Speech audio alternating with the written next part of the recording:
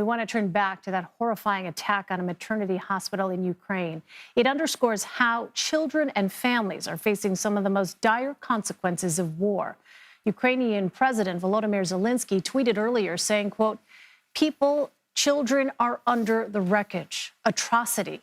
How much longer will the world be an accomplice ignoring terror?" For more on this, I want to bring in Michael Nienhuis. He is the president and CEO of UNICEF USA. Michael, welcome. Thanks very much for being with us. So your organization is condemning the attack on the maternity hospital.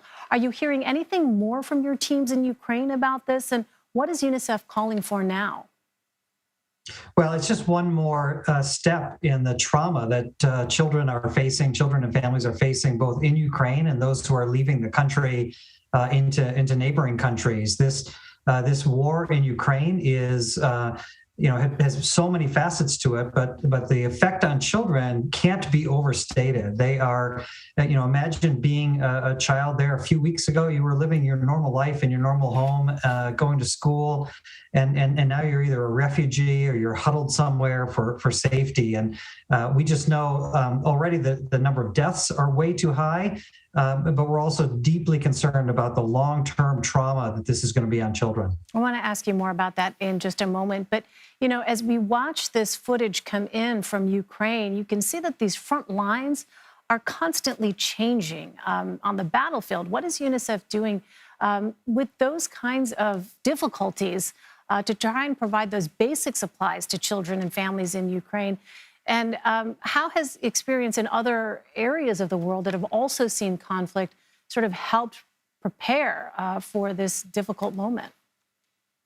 Well, we're prepared in a number of ways. One of them is that we have been in Ukraine for 25 years working there. So we know the country, we've got good partnerships there.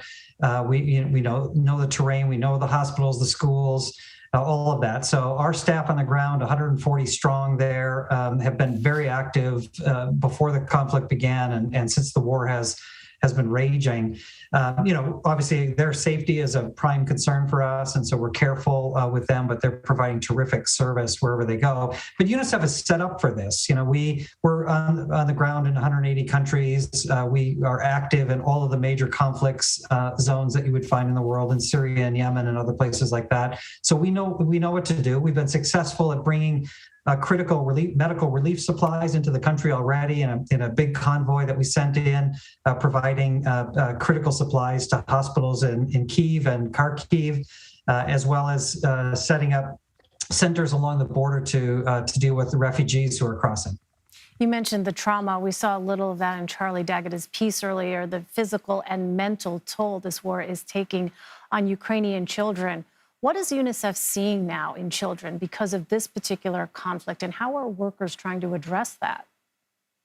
Yeah, we take mental health and psychosocial support very seriously in these settings, and we have trained professional teams that deal directly with children and their parents on these issues. And we've been active with mobile teams within Ukraine to provide that kind of trauma care to children, and as well in the centers that we've set up in other countries across the border where refugees are coming to deal with that trauma as well. Listen, kids are the ones in some sense who are impacted the most because their entire futures are at stake here. Not only the traumas of hearing bombs and shells go on above your head, or fleeing your home and leaving your father behind and crossing into another country, but they're out of school once again.